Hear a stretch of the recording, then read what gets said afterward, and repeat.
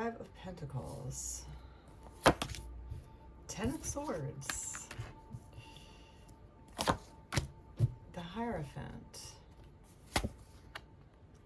Princess of Wands.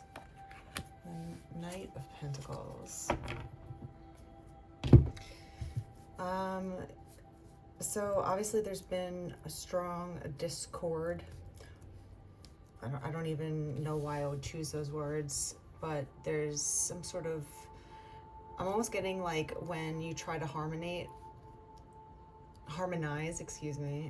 with in music and it doesn't go well and it clashes kind of energy.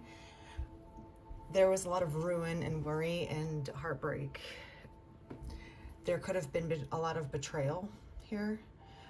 It could be involving a marriage, 111 on the clock. It looks like two people were married, similar in age, maybe slightly, the male is slightly older, but just a little bit.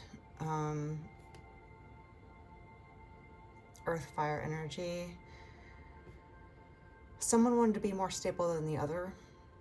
The other person was flirting around a lot. The Princess of Wands is kind of flirty. She's sexy. She's kind of vivacious. And if she's young, like a princess, she is almost power drunk right now on the effects that she has on the opposite sex.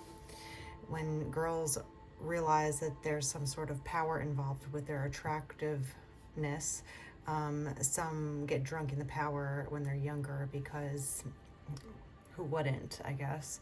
Same with males. If they find that they get extra attention from females a lot more than other men, they can abuse that power, right? Use it to their advantage, or just get kind of drunk in power with it. But this broke up a relationship. This broke up a marriage because of it. Someone overstepped their boundaries in flirting with other people outside of their marriage. And it looks like I'm getting the female, but take it as you will, right? This ended in ruin. This ended in the end of the marriage. Lots of heartbreak, lots of being put out in the cold. You feel backstabbed, you feel betrayed, you feel surprised, embarrassed, you feel angry, you feel enraged because you were gaslit for so long and you knew better. You didn't listen to your intuition. And that happens with a lot of people, the first time around, because you don't know better in certain types of relationships. You learn the hard way by staying in it too long. Even if your intuition is telling you that it's not good or that you have to leave or something is wrong here, you kind of brush it aside because you just want it to work so badly, right? That you're not taking the red flags. You're not looking at them at all, and you're like, I'm colorblind. I can't see anything. What red flag? And then the house burns down basically after a while. Okay. What else with this? Gift and clown and facade. Interesting. So someone was putting up a facade, being two-faced, like I was kind of getting here. Excuse my nails. There might have been some sort of like date behind this person's back, right?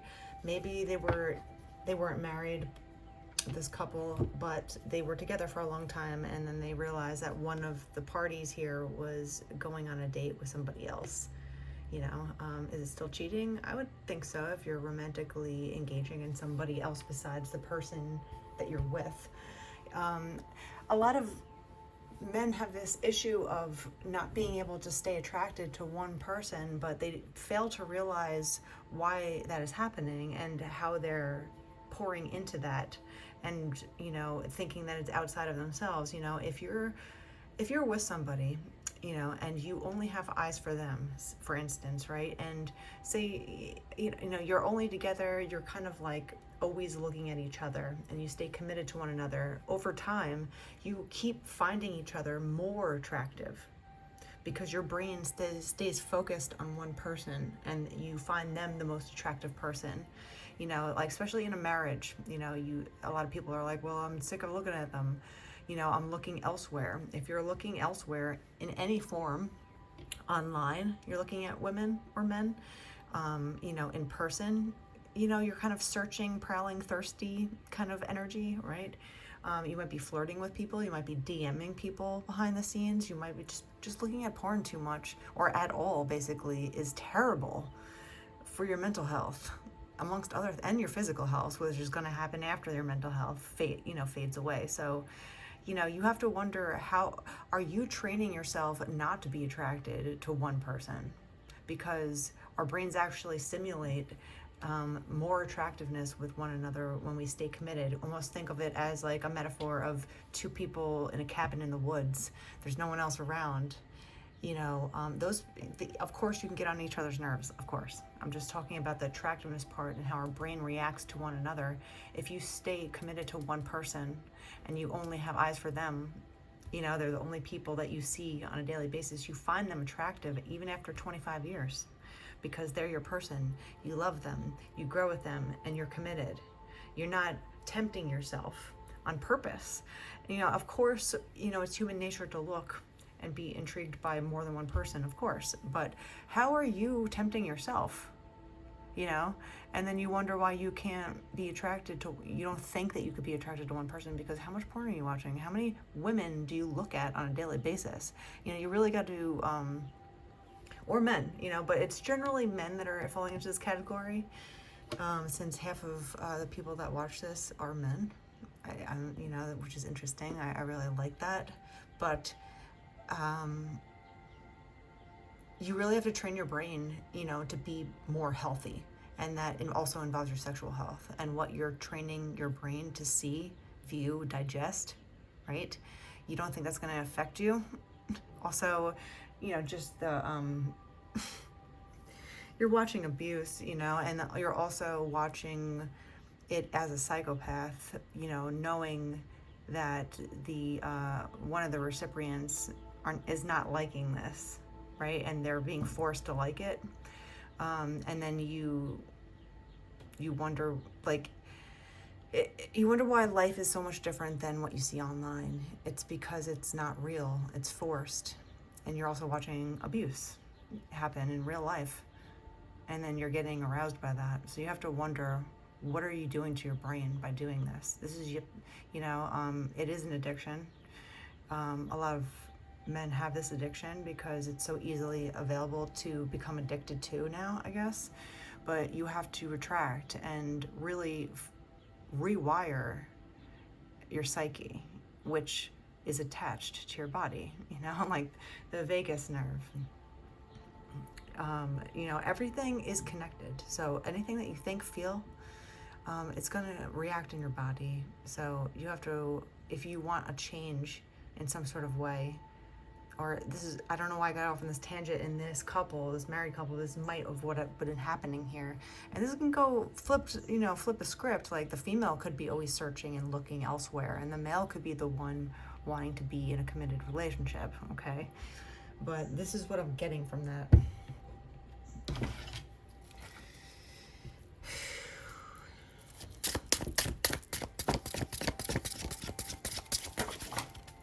There's a humiliating factor to this too. Also, when you go through a divorce or just a breakup in general, it feels humiliating because, especially if you were public with your relationship, now everyone else knows that it didn't work, right?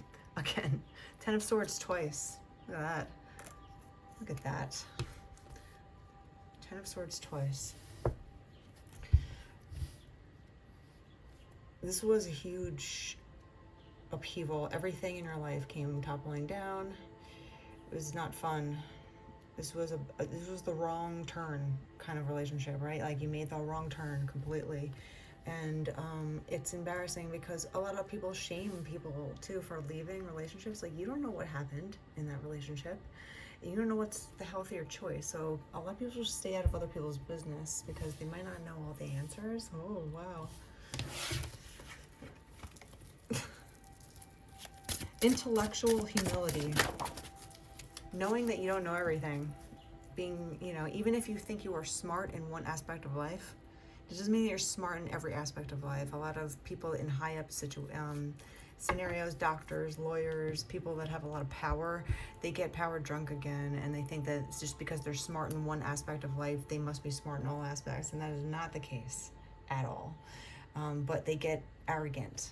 Smart people get arrogant sometimes, so they still have to have humility, knowing that the more you know, the less confident you become in what you know, because you know that there's so much more to learn. Stupid people are confident in what they know because they just think that they learned everything already, and then they're done learning, We have the Wheel of Fortune and Strength coming out. The ups and downs of life, but you having enough strength to kind of get through it. And a transition. So you're transitioning out of this huge defeat, this huge ruin, this pile of rubble, basically, called your life. You're kind of moving on now. You're taking what you have left and moving to calmer waters, and it's working. You're in the works. Strength is all about opposing forces, being able to control one another in a good way, being able to tame the beast with a soft, feminine touch. That's basically what kind of relationship you want here. You don't want someone to be even more combative with you, because if you're coming out of a relationship that is combative, obviously 2 Tens of Swords is 20 swords. Like, you might have fought with them for a really long time. This might be an energy of like round 25, go, and like it's just exhausting. But at the same time, it's exhausting because you have to have a facade in life, and be like, well, how's so-and-so? How's Susan? And you have to be like, oh, great, Meanwhile, you're like at each other's throats, at night, fighting all the time, or she's, whatever it is, right? You want to go into love. You want the justice in love, right? We have the High Priestess on the bottom of the deck too. So I feel like you're making the right decisions now when it comes to your intuition, knowing to listen to it the first time. 1, 2, 3, 4 on the clock. That's all about movement forward, progression. And I feel like you are picking up the pieces and moving on from this, which is good. But this was not an easy ending. No ending is, but this one was a doozy. Heart song. Your heart is opening and singing sweet unconditional love. There's music here. Sometimes going back to things that just make you happy could help you heal and move forward too, especially when you're coming from such like a messed up ending here. What else do we have? Powerful warrior. Don't feel small. You are stronger, braver, and more valued than you even know. It's time to tap into your true source of power. Power, the Strength card. You're not over yet, right? The fat lady isn't singing. If, don't cancel me for saying that. So there is a turnaround here, but it's in the works. It's not like something that you could just easily bounce back from, a double Ten of Swords. It's a long-term recovery strategy here. It could be a couple of years that you take to fully get back on to your feet, right? And feel like you've been cleared of the past fully. It takes a long time. Anything else? Denial, not facing the truth. That's another part of this, Ten of Swords ending here, that maybe you can take this lesson the next time you get into a relationship, is that when you don't listen to your intuition that's screaming at you about something, and you don't pay attention to it, and you're just in denial constantly, you see what can happen now by just waiting too long, just having everything ruined around you, so take the hint. If your intuition is telling you something, listen to it, investigate it. It doesn't mean you have to act on everything, especially if you're not used to trusting your intuition yet, but you have to learn to practice, to listen. And when you're getting huge signs, which I'm sure you've gotten some sort of sign while you were in this sort of, tumultuous relationship, that it was not working and you feel stuck, or you made the wrong choice, it's okay to investigate and let it go if it doesn't serve you. But if it's a constant nagging thought that keeps coming up over and over again, and your body is just feeling you have to make the decision and stop procrastinating. Okay? And like, talk about it. Try to talk with them first. If that doesn't work, try leading by example. If that doesn't work and you don't see any kind of changes happening, then you could start talking about therapy, you know, and letting them know that you're at the end of your wick, you know. The candle's gonna go out soon, you know, if you've tried all the things you can, and so you can also walk away knowing that you've tried everything and that it just doesn't work. You know, you have to give up the power to be able, you can't control someone else to do something or want to change. So all you can do is change on your behalf, try to get them to change a little bit, you know, like by trying to, you know, inspire them, you know, with your own actions, show by example, lead by example, but give it a timeline, you know, and then after a certain amount of time, if you still don't see a result with the other person and you've tried a few different avenues of trying to get through to change whatever problem you're having, you gotta let go. And at least you'll have a clear mind and a clear heart letting go then, because you know that you gave it your all, you tried, and it just isn't the right match. And you can easily walk away then. A lot of people have these, like, they go back and forth with, you know, people that just aren't good for them because they're just trying to make that last ditch try and like get things to work again, you know. But then it's too late and it's too frantic. You know, do it while you're still in the relationship, and then you can finally walk away if it just does not work and serve you. And that's how you kind of stay in an open mind, in an open heart, so you can not feel attached to the past once you walk away too. Like, you walk away, you close the door, you cut all the strings attached to you, and you move on, and that's it. And you say, you know, I wish you well, you know, don't contact me again, or whatever it is, right? And that's that.